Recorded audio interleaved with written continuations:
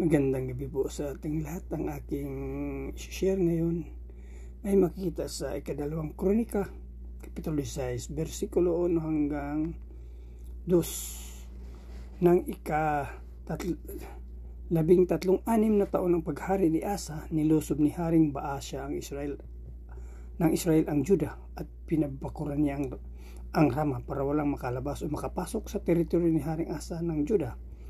Ipinakuha ni Asa ang mga pilak at ginto sa mga bodega ng templo ng Panginoon at ng kanyang palasyo, at ibinigay niya ito kay Haring Bin-Hadad ng Aram doon sa Damascus kung saan siya nakatira. Yun lang po, maraming salamat. Purihin ang Panginoon. God bless. Isang mapagpalang gabi po sa ating lahat. Ngayong gabi po ang aking babahagi mula sa aklat ng ikalawang mga kronika, Kabanata 16, talata 3 hanggang 4. Pinadadalhan kita ng pilak at ginto, ibig kong magtulungan tayo tulad ng ginawa ng ating mga magulang. Sirain mo na ang kasunduan ninyo ni Baasa na hari ng Israel upang hindi na niya ako guluhin. Sumang-ayon naman si Ben-Hadad at pinasalakay niya ang mga pinuno ng kanyang hukbo sa mga lungsod ng Israel. Napasok na mga ito ang Ihon, Dan, Abel-Maim at ang mga lungsod imbakan sa Naphtali.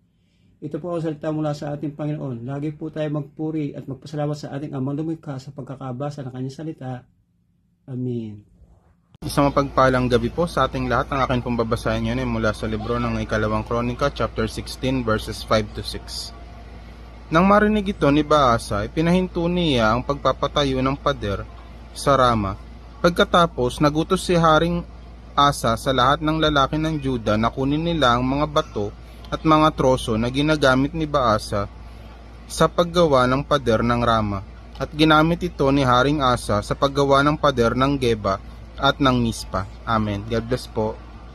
Magandang gabi po sa ating lahat. Ang babasahin ko po ngayon ay mula po sa ikalawang kronika, chapter 16, verse 7 to 8. Nang panahong iyon, pumunta ang propetang si Hanani kay Haring Asa ng Juda at sinabi sa kanya, "Dahil nagtiwala ka rin sa hari ng Aram at hindi sa Panginoon na iyong Diyos, hindi nyo malilipol ang mga sundalo ng hari ng Aram. Naaalala mo ba kung ano ang nangyari sa mga taga-Ethiopia at taga-Libya, na ang mga sundalo, mga karwahe at mga ngabayo ay napakarami? Nang panahong iyon, nagtiwala ka sa Panginoon at kayo'y pinagtagumpay niya sa kanila." Amen. God bless po. Isang mapagpalang gabi po sa ating lahat. Ang aking share sa gabing ito ay makita sa ikadalawang mga kronika, Kapitulo 16, versikulo 9 hanggang 10. Ito ang nakasulat. Sapagkat nakatingin ang Panginoon sa buong mundo para palakasin ang mga taong matapat sa Kanya. Kamangmangan ang iyong ginawa, kaya mula ngayon makipaglaban ka na. Dahil dito labis na galit si Asa sa propeta, kaya ito'y kanyang pinakulong, at sa panahon ding iyon nagsimulang pahirapan ni Asa ang iba niyang mga mamamayan. Yun lang po, maraming salamat. God bless. Good evening. Ang aking Bible verse for today is from 2 Chronicles chapter 16 verses 11 to 12. Ang buod ng kasaysayan ni Asa. Lahat ng ginawa ni Asa mula sa simula hanggang wakas ay nakatala sa aklat ng kasaysayan ng mga hari ng Juda at Israel. Noong ika-39 na taon ng kanyang paghahari, nagkaroon siya ng malubhang sakit sa paa. Sa halip na kay Yahweh humingi ng tulong sa mga manggagamot siya sumangguni.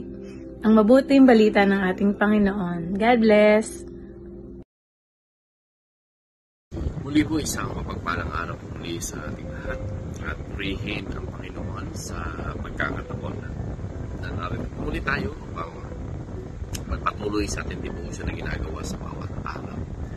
Sabi po dito sa 2 Chronicles chapter 16 verse 13 to 14, "At si Asa ay natulog na kasama ng kanyang mga ninuno. Namatay siya noong ika-39 taon ng kanyang paghahari. Inilibing siya sa kanyang sariling libingan na inupa niya para sa kanyang sarili sa lungsod ni David.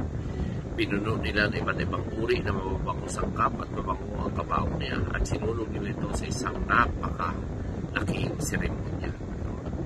So dito po natin makikita na kahit si Asa ay isang hari, nakita po natin na yung kanyang buhay ay talagang may hangganan. Talagang lahat ay humaharap sa kamatayan. Kaya wala po kahit sino ay hindi pwedeng ipagmayabang ng bawat isa kung sino siya, sapagkat ang lahat po ay hahantong sa kamatayan. So dito makikita po natin na talaga nangyari pa rin kay Asa yung siya ay namatay. So at dito makikita po rin po natin dito sa buhay ni Asa yung napakaganda ng simula niya, no? Subalit doon sa huli ay hindi nagkaroon ng maganda, no? So dito makikita natin na napakahalaga yung sa simula mo maganda na, at mas maganda yung hulihan ay na maganda rin.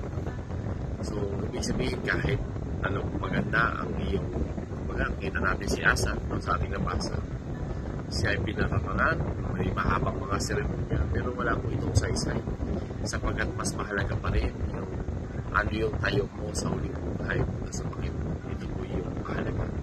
So purihin po ang Panginoon, and God bless everyone. Tayo po ay magpatuloy sa pagbabasa ng Biblia at marami po tayong patutunan. So God bless everyone, ang Panginoon muli.